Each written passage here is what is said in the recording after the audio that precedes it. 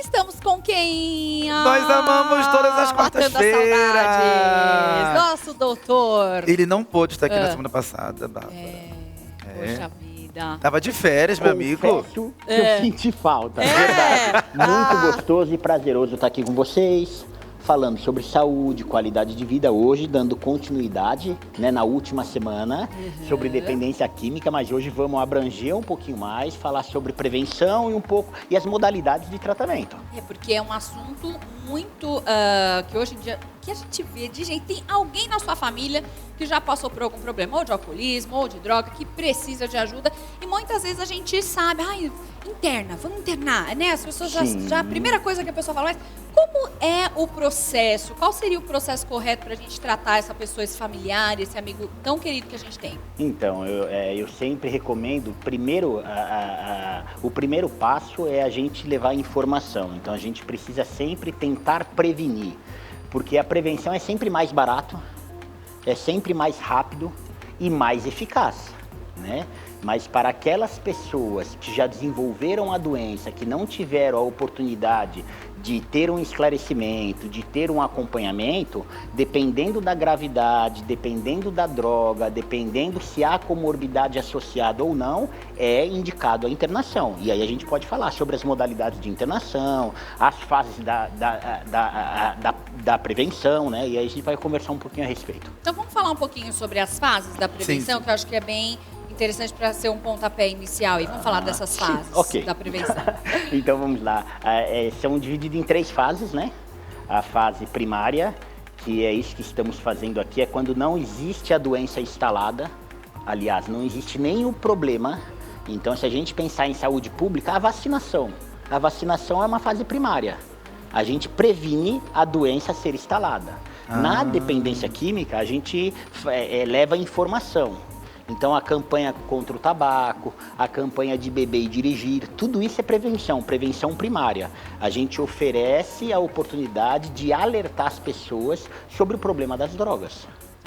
A segunda fase já é a secundária. Né? É quando a gente já começa a ter uma possibilidade de uma subnotificação. Então, você vai lá para o médico, você está com uma enxaqueca. Você deu a entrada no pronto-socorro. Aí na bateria de exames o médico olha e fala, olha, mas você é cardíaco, você é diabético. Então assim, você tem uma segunda doença, né, uma comorbidade que ela ainda não se exacerbou, ela ainda não se tornou a doença principal. Para dependência química, a mesma coisa. Se tornou crônica. Este mesmo indivíduo, ele chega no hospital com a pressão alta. Aí o médico olha, faz uma boa anamnese, por isso que é importante os profissionais de saúde terem uma especialização na dependência química, né? Porque muitas vezes esse próprio hipertenso deu entrada, mas ele tem um alcoolismo por trás. Ele está hipertenso porque ele bebeu muito. E se o médico ele tem essa habilidade, ele consegue desenvolver já a prevenção ali. Ele começa a alertar sobre os malefícios, que se esse cidadão, se esse indivíduo, ele não começar a se tratar ou a conhecer sobre a doença, provavelmente ele vai desenvolver a dependência alcoólica e aí instalou a doença, que é a terceira fase. Que a terceira fase já é a doença. Quando a doença está instalada, eu não tenho o que fazer a não ser tratar. Porque eu perdi a oportunidade de ajudar, de informar. Aí, assim, a gente não prestou atenção na fase do desenvolvimento da doença, porque primeiro a pessoa começa a experimentar droga, depois o indivíduo começa a abusar das drogas, para depois ele se tornar dependente. Ninguém começa usando droga e termina dependente. É uma consequência. Você vê que a pessoa tem uma mudança de comportamento. Não é uma coisa que você fala, não dava para ver, não sabia. Você começa a ver essa mudança, né, doutor? E é o que mais fica evidente, né? A mudança de comportamento em todas as áreas da família, né? No comportamento, na relação familiar, a pessoa muda os hábitos, muda os seus horários, não permanece mais em refeição com a família, fica trancado no quarto ou fica muito tempo fora de casa, deixa de participar dos rituais, das festas de família, né? No trabalho começa o absenteísmo, a pessoa começa a faltar, começa a perder prazo de entregas, né? Então, assim, na escola tem uma diminuição drástica no rendimento escolar, quando não a reprovação ou a evasão escolar. Então, a droga, assim, quando a gente pensa em droga, né, a dependência química, a dependência de substâncias psicoativas, não tem como um dependente químico ou um dependente alcoólico ter uma vida social prazerosa e uma qualidade de vida. É impossível. Tá. E você agora... temos aí essa pessoa que identificou e entrou na terceira fase. Como é que a gente faz para convencer essa pessoa a receber um tratamento? Porque eu acho que essa é uma parte muito difícil. Até convencer. Não é? Até convencer, né? Você que trabalha também, que tem os seus membros lá da igreja, deve ter pego vários casos assim. Imagino, né? E muitas das vezes as pessoas também, elas nem querem o tratamento. Então, mas sabe por quê, por Renato? isso, né? Porque por vezes as pessoas desconhecem. Eu vejo muito no consultório, as pessoas são encaminhadas no consultório ou pelos familiares, ou pelo marido, ou pela esposa, até mesmo pelo empregador, porque percebe-se uma mudança e a pessoa, quando a gente começa a fazer a entrevista, fica claro pra gente, porque a gente tem muita experiência, que ele tem os critérios da dependência química ou da dependência alcoólica, mas o próprio sujeito, ele não se percebe, por isso que é difícil.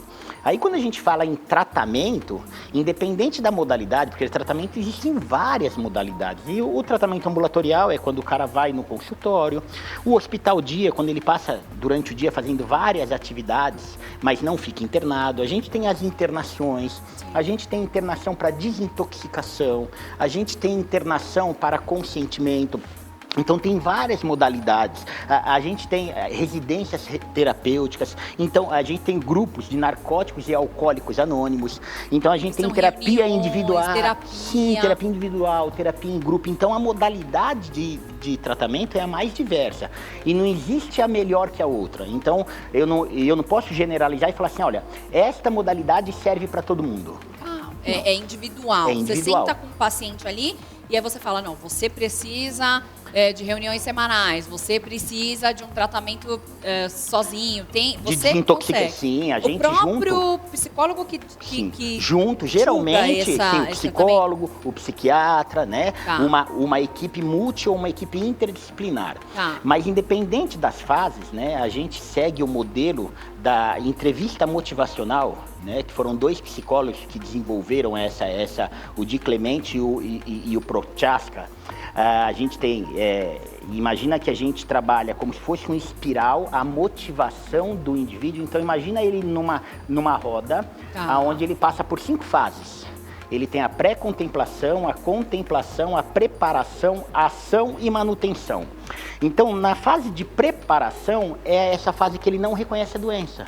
Então, não adianta você oferecer algo para ele, porque ele fala, eu não tenho problema. A família viu, viu, o marido, a família, a namorada, o trabalho, todo mundo percebeu que ele mudou completamente e ele não se percebe. Essa fase é a pré-contemplação.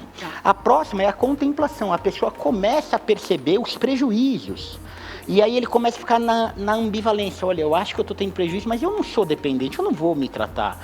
Mas eu não vou me internar, eu não preciso, eu dou conta. Ele fica nessa ambivalência, mas já começa a acender um alerta que ele tem um problema. A próxima fase, que é a preparação, é onde ele está na consulta, ele está no tratamento e junto com o terapeuta, com o profissional de saúde, a gente começa a falar a respeito, a gente começa a desenvolver habilidades sociais, a gente começa a trabalhar nas crenças disfuncionais. Uma dessas crenças eu trabalhei o dia inteiro, quando eu chego à noite eu tenho direito de beber, porque eu trabalhei. Sim.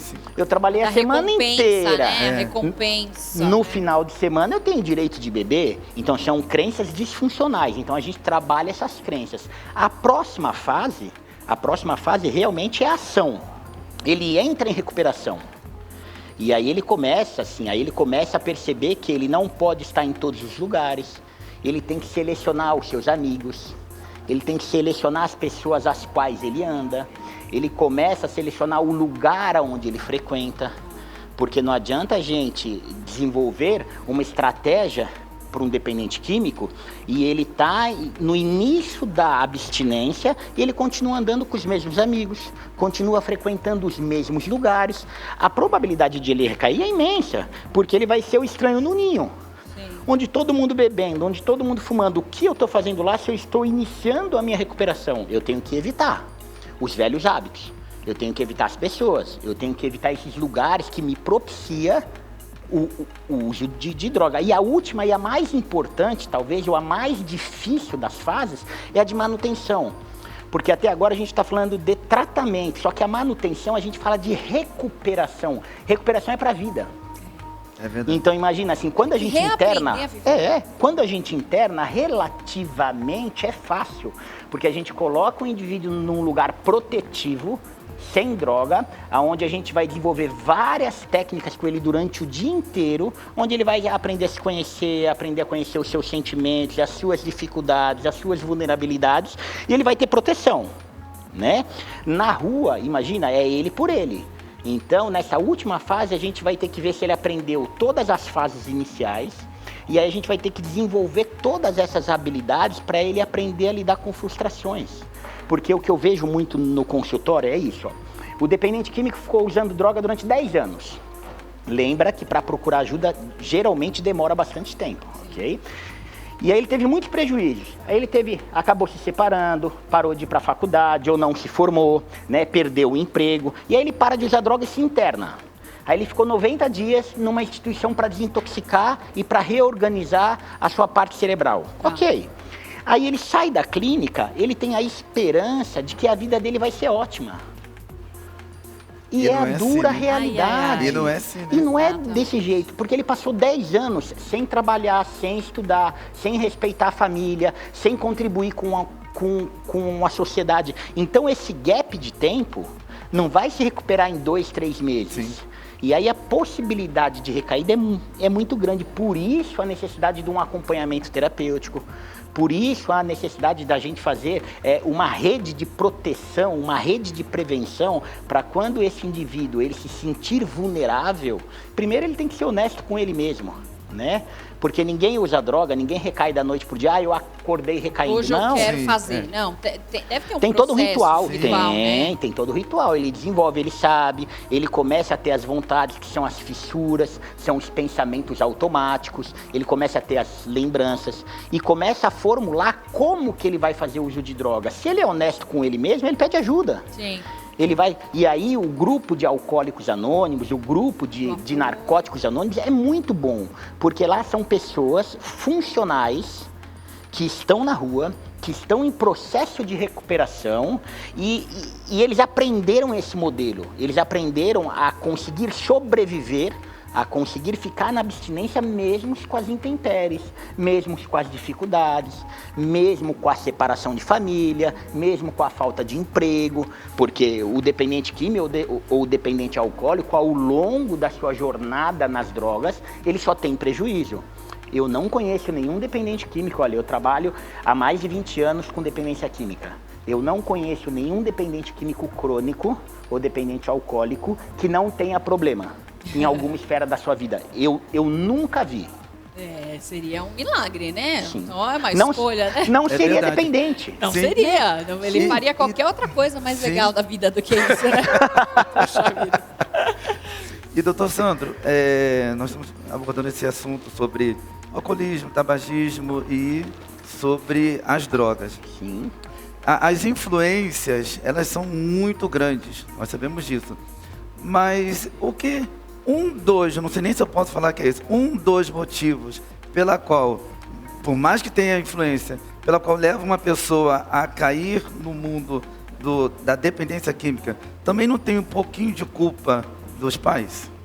Olha, a gente, falando de droga, como é algo multifatorial, né, a gente não consegue elencar um único responsável. Não dá para dizer a responsabilidade é única dos pais, ok? A gente não pode afirmar. Mas é claro que a família mal estruturada contribui para o desenvolvimento, né, enfim, para o desenvolvimento do abuso, do uso e da dependência de drogas. Porque geralmente a gente vê as famílias disfuncionais. Não generalizando as classes, porque tem pessoas de classes baixa e não são usuárias. E tem pessoas de classe alta também que não são usuárias. Com família completamente estruturada e que são dependentes. Sim. Então, por isso que a gente não pode generalizar. Entende? É claro que, se a gente olhar num contexto macro, é mais provável, é mais numeroso que a família disfuncional, ok? A pessoa tenha mais probabilidade de desenvolver.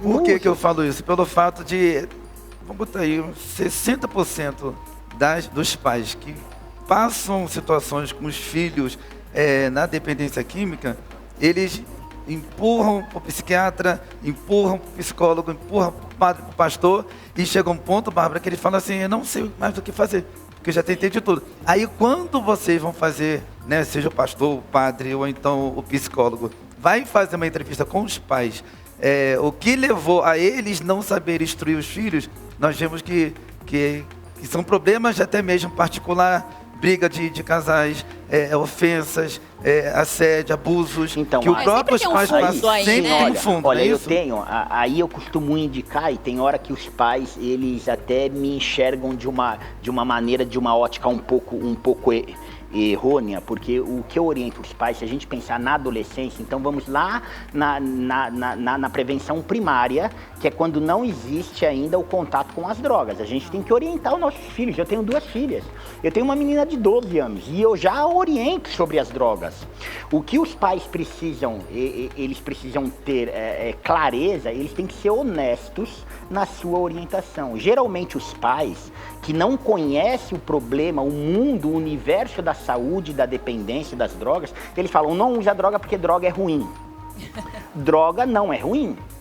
Porque as consequências da droga são péssimas. Sim. Mas num primeiro momento, as drogas, elas causam uma certa euforia, um certo prazer. Aí você chega pro seu filho de 12, 13 anos, ele ouviu essa frase a vida inteira, não usa droga que é ruim, não usa droga que é ruim. Aí ele tá numa roda de amigos, onde todo mundo tá fumando maconha. Verdade, aí ele vai dar um pega de maconha, e ele começa a rir, tem aquela brisa muito legal, ele fala, meu pai e minha mãe não sabem.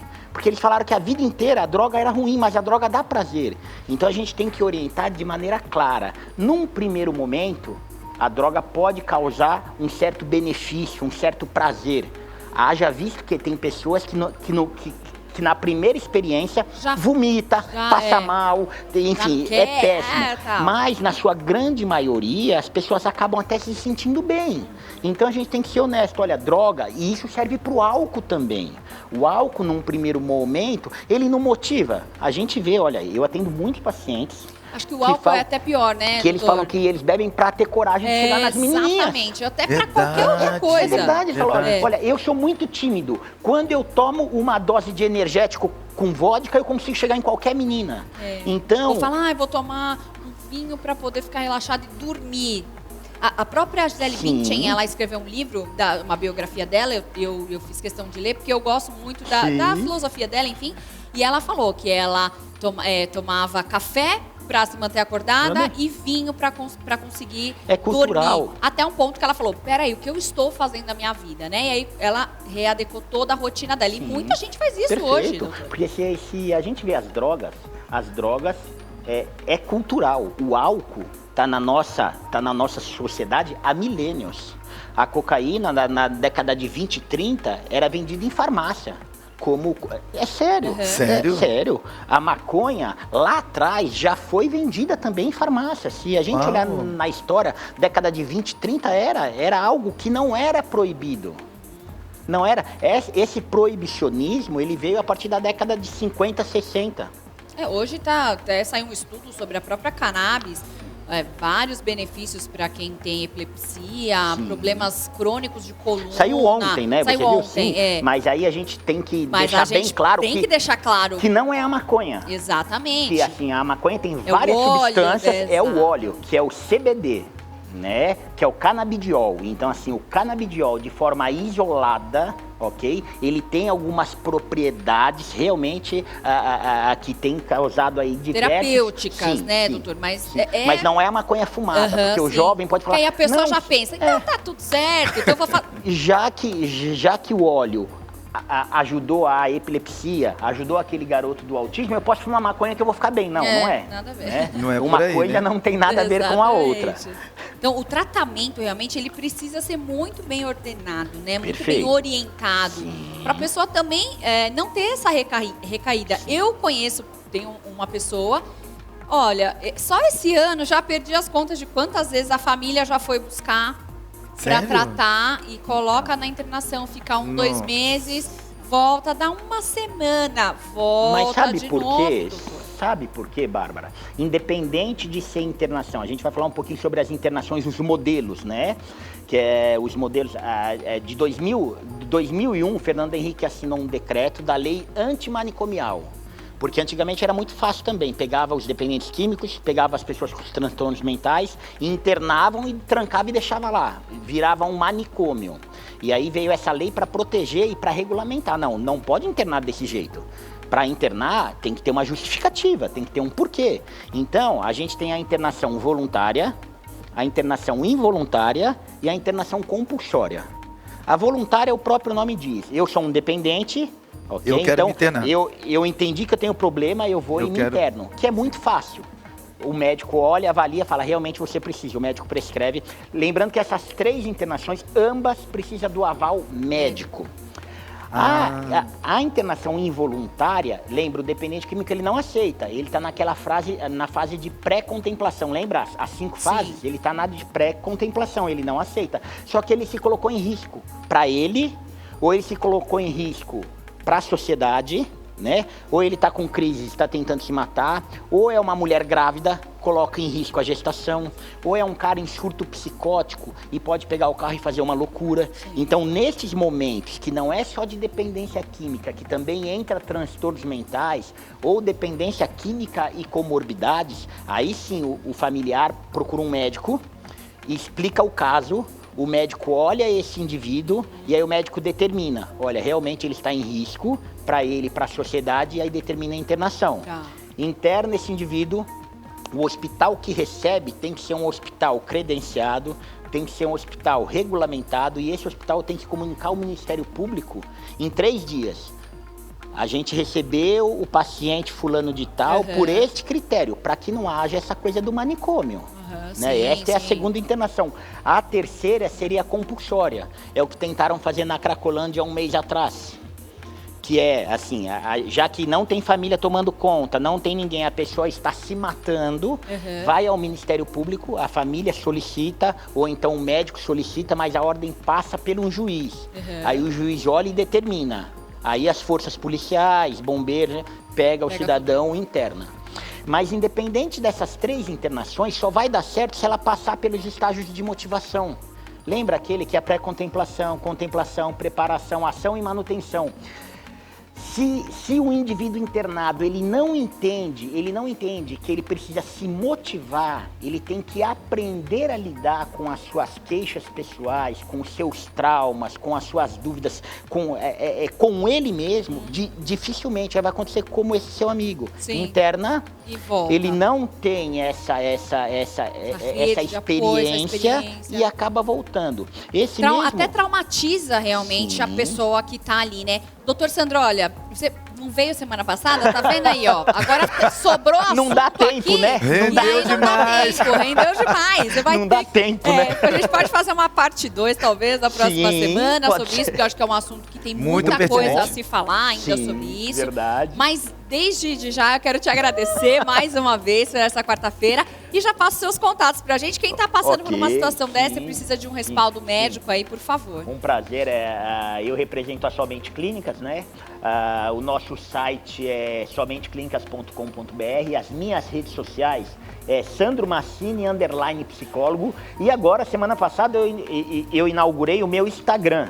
O meu Facebook. Não, qual é o nome? YouTube, não é. O meu YouTube. O canal do YouTube que eu já me inscrevi. O meu canal do YouTube, que é o meu nome, Sandro Massini. todos esses programas, com calma, eles vão ser subidos, né? Eles vão estar na plataforma, e eu convido a todos a me ajudarem, clicar lá no sininho, se inscrever, compartilhar e ajudar a gente levar aí, a gente prevenir o uso das drogas. Muito bem, não só disso, mas tanto assunto legal. Já me inscrevi no seu canal. Sim. Eu vou me inscrever, vamos Isso inscrever. aí. Se inscreve, que é muito legal, porque a gente pode compartilhar para quem Será precisa. um prazer, perfeito. Até quarta-feira que Se vem. Deus quiser. Tá bom? Obrigado, Forte doutor abraço a todos. Sandro. Deus abençoe.